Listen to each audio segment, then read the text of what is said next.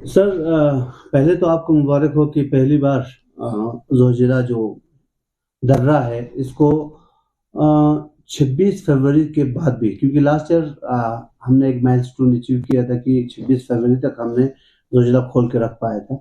इस बार 26 फरवरी, आज मार्च 8 तारीख हो गया, 6 तारीख था सर, आज 9 तारीख 9 तारीख, हाँ आज 9 तारीख हो गया सर। तो आज तक जोजिला खुला है। माह रमज़ान में करगिल के बाज़ार में ग्रीन वेजिटेबल्स, हर चीज़ जो एसेंशियल कमोडिटीज़ है वो अवेलेबल है। तो इस माइलस्टोन में जो एक नेशनल और ये कितना इम्पोर्टेंट है सर, कितना सिग्निफिकेंट है। अगर हम देखें national importance, national strategic importance को अगर देखें या पब्लिक के इम्पोर्टेंस के हिसाब से अगर देखें तो ये कितना इम्पोर्टेंट है, अचीवमेंट है sir. This is a very very strategic development. क्योंकि क्या है कि लद्दाख आपको पता है पहले आज से 10 साल पहले की बात करूंगा, ऑलमोस्ट 5 मंथ्स जोजिला पास बंद रहता था। धीरे धीरे क्या हुआ, न्यू इक्विपमेंट आनी शुरू हुई हमारे पास और नई किस्म की टेक्नोलॉजी आई जिसको हमने यूज करना शुरू किया, और एक नया निश्चय भी आया कि हमें इसको maximum possible without loss of life we have to keep the Zojila pass open. तो हम लोगों ने लास्ट ईयर, जैसा आपको पता है, नया रिकॉर्ड बनाया, 31 डेज के अंदर जोजिला पास को खोल दिया। इस साल हम लोगों ने टिल नाउ, जिसके लिए मैं बहुत सारा थैंक यू बोलूंगा वेदर गॉड्स को, क्योंकि इस बार स्नो का पैटर्न भी थोड़ा सा चेंज हुआ है, बर्फ कम गिरी है।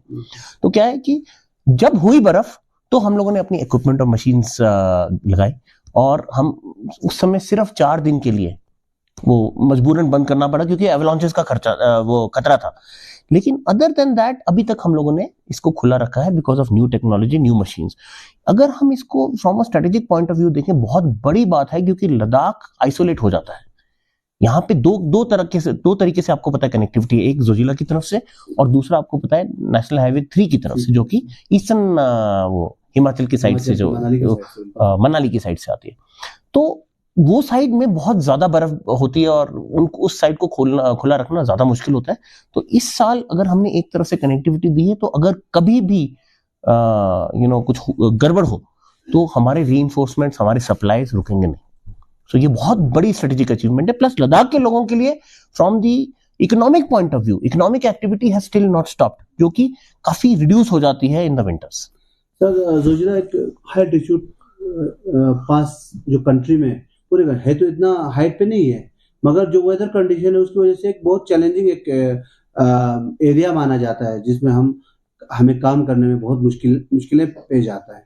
तो इसमें सर क्या ऑपरेशनल चैलेंजेस रहते हैं सर, ट्रैफिक मैनेजमेंट को, मूवमेंट को कंटिन्यू रखने के लिए सर?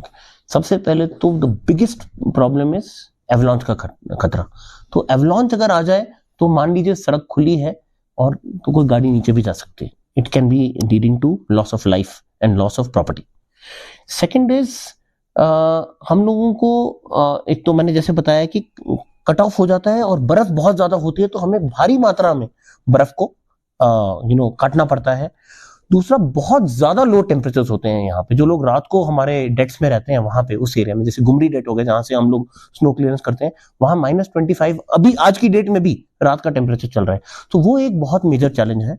और दूसरा, इक्विपमेंट की एफिशिएंसी और हाई ऑल्टीट्यूड की वजह से मैन पावर की एफिशिएंसी कम हो जाती है। These are some of the major challenges that we face. जैसे आपने इक्विपमेंट की बात की सर, तो मैन और मशीनरी का रोल जो है इस चीज को मतलब इसमें क्या रहता है सर, खासकर अनइंटरप्टेड जो ट्रैफिक है, जब बर्फ पड़ता है बीच में, आपको पता है 4 दिन के लिए आपने रोड बंद किया था और 4 दिन में ही आप लोगों ने इसको फिर से ओपन किया। बर्फ पड़ा था, ठीक ठाक अच्छा खासा बर्फ पड़ा था, मगर 4 दिन में आप लोगों ने रोड को फिर मूवमेंट के लिए तैयार कर दिया। तो मैन एंड मशीनरी का क्या रोल रहता है? सो ये सबसे पहले तो हमें ये समझना पड़ेगा कि जब हम जोजिला पास की बात करते हैं, हम सिर्फ उस पास की बात नहीं कर रहे। द्रास से शुरू होता है, आपको पता है, द्रास 15 एरिया से शुरू होता है हमारा रोड साइड पे स्नो एक्यूमुलेशन।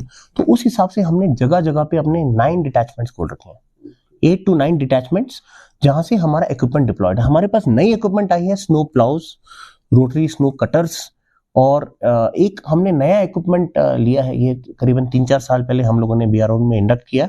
हमारा जो भी रोड है वो मैप्ड है, जीपीएस कोऑर्डिनेट्स के साथ मैप्ड है, उसका बहुत एक्यूरेट डिजिटल मैपिंग हो रखी है। अब वो इक्विपमेंट जो हमने माउंट करी है अपने डोजर के ऊपर, जैसे ही हमारा डोजर जो रीडिंग डोजर है, क्योंकि आपको पता है जब 20 फीट बर्फ हो तो आपको पता नहीं रोड कहाँ है, ऑपरेटर अगर बर्फ के एरिया में चले गया जहां नीचे सड़क नहीं है, पूरा का पूरा डोजर नीचे जा सकता है। तो ये इक्विपमेंट सड़क से उस कोऑर्डिनेट से मैप्ड है, तो जैसे ही बाहर चले जाता है ऑपरेटर वो बीप देना शुरू कर देती है। So this has also reduce the risk. दूसरा, हमारी एक ऑर्गेनाइजेशन है DGRE, जो आपको पता है, जो कि एवलांचेस का हमें वो इंफॉर्मेशन देती रहती है, तो वो हमें बताते हैं कि भाई इस समय से इस समय तक अवॉइड करिए। तो ये सारी चीजें जो टेक्नोलॉजी की वजह से जो इन्होंने जो DGRE ने कर रखा है, जो हमारी न्यू इक्विपमेंट है, हमारे साथ कम्युनिकेशन जो है, कम्युनिकेशन नेटवर्क, नई किस्म के सैटेलाइट फोन्स हैं, ताकि कोई, क्योंकि मोबाइल टावर्स वहां पे है नहीं, कनेक्टिविटी नहीं होती, तो सैटेलाइट कम्युनिकेशन, और दूसरा पुलिस के साथ हमारा कोऑर्डिनेशन एंड डिस्ट्रिक्ट एडमिनिस्ट्रेशन के साथ, ये बहुत ही बेहतरीन तरीके से हो रहा है, which is enabling us to keep this Zojila pass open even now. Sir, जैसे कि अभी आजकल देखने को मिलता है AI टेक्नोलॉजी है, और बहुत सारे आप लोगों ने अभी कहा कि GPS कोऑर्डिनेशन वाले आपने टेक्नोलॉजी यूज कर रहे हैं, तो इससे फंक्शनिंग जो एक्सट्रीम टेरेन में फंक्शनिंग में कैसे आप लोगों को एक इजीनेस, एक माहौल बन जाता है कि आप अच्छे से अपने काम को पूरा कर सकें? हमें, जैसे मैंने बताया आपको, जैसे हमें इनपुट्स आती हैं DGRE से, तो क्या होता है, हमें पता है कि इस समय से इस समय तक रोड को अवॉइड कर, तो फालतू में लोग टाइम वेस्ट नहीं कर रहे होते। मान लीजिए मैं वहां पहुंच गया और उसके बाद एवलांच आ गया, तो मेरी टीम के आगे और पीछे दोनों, अगर टीम ही एवलांच से कट ऑफ होगी तो वो क्या काम करेगी?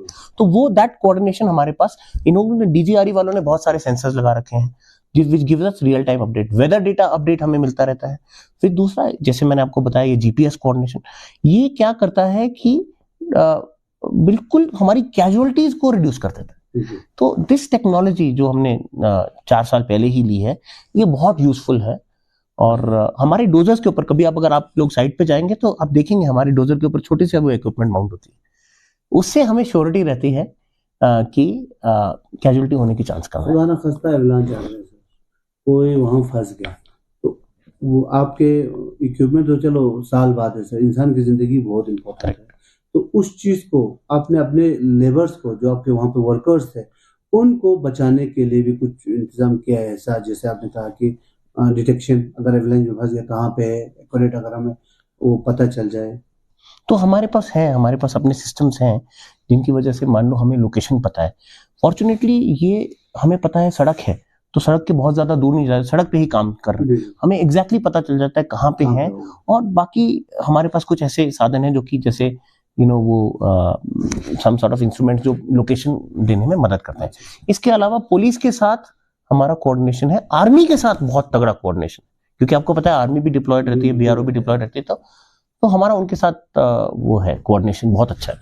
सर, जो ऐसे हाई एल्टीट्यूड एरियाज में काम करने के लिए डेडिकेशन की जरूरत पड़ता है, तो सर आप अपने वर्कर्स को, आपके मेन फोर्स को किस तरह मोटिवेट करते हैं सर? इस सब जीरो टेम्परेचर, ऐसे हाई एल्टीट्यूड, आपको पता है जोजिला में कितना आंधी चलता है, बर्फ वाला आंधी, वो भी, तो उस चीज में काम करने के लिए कैसे तैयार करते हैं सर लोग? तो सबसे पहले तो ना, जैसे इंडियन आर्मी हो गया, बॉर्डर रोड्स उसी का हिस्सा मैं मानता हूँ उसको, हम लोग एक बहुत प्रोफेशनल ऑर्गेनाइजेशन है, तो हमारा ये है, हम ये नहीं बोलते कि CPLs आगे काम करेंगे और ऑफिसर या हमारे जूनियर इंजीनियर्स पीछे रहेंगे। They lead from the front.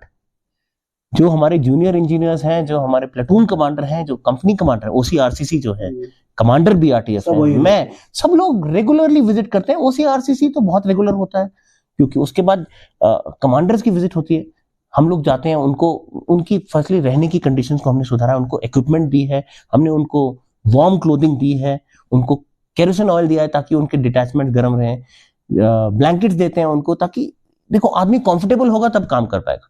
तो ये तो हो गया एक कंफर्ट वाला। दूसरा, लीडिंग फ्रॉम द फ्रंट।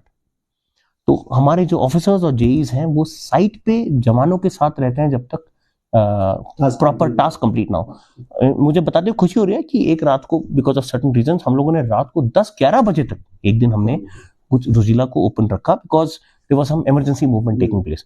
उसमें हमारे सारे ऑफिसर्स प्रेजेंट थे। Another thing which I would like to highlight, it is not just जो क्लियर करा रहा है, क्योंकि जो इक्विपमेंट काम करते हैं उसमें फ्रीक्वेंट ब्रेकडाउन्स भी होते हैं, it is natural at that temperature. हमारे वर्कशॉप डिटैचमेंट्स भी बिल्कुल आगे हैं, ताकि बेस जो रिपेयर टाइम जो है वो बेयर मिनिमम हो जाए। और मेडिकल रिक्वायरमेंट भी जरूरत मेडिकल रिक्वायरमेंट, मेडिकल इक्विपमेंट भी है, तो मेडिकल सप्लाई रहते हैं, हमारे नर्सिंग असिस्टेंट्स वहां पे हैं और हमारा डॉक्टर भी रेगुलर चेकअप्स के लिए जाते रहता है। बिल्कुल सर। आखिर में सर आप क्या मैसेज कन्वे करेंगे सर नेशन को कि जो ऑपरेशनल स्ट्रेटेजिक लद्दाख को एक स्ट्रेटेजिक स्टडी के लिए एक इम्पोर्टेंट लोकेशन माना जाता है, इंडिया के लिए बहुत इंपॉर्टेंट है, दो साइड से बॉर्डर से सर, तो क्या एक मैसेज देंगे सर पूरे नेशन को कि आपकी तरफ से क्या एक एश्योरेंस देंगे सर? मैं ये बताना चाहूंगा कि बीआरओ का हर एक जवान, सीपीएल ऑफिसर, जूनियर इंजीनियर जो भी हो, वो अपनी टास्क के तरफ से पूरी तरह से मोटिवेटेड है और कमिटेड है। हमें पता है कि देश को हमारे ऊपर भरोसा है और हम उनको लेट डाउन नहीं होने देंगे। We are proud of doing our job. और जो बीआरओ का मोटो है श्रमेन सर्वम साध्यम, कि श्रम से, मेहनत से सब कुछ पॉसिबल है, वो हम कर रहे हैं और करते रहें। Thank you very much. Thank you sir.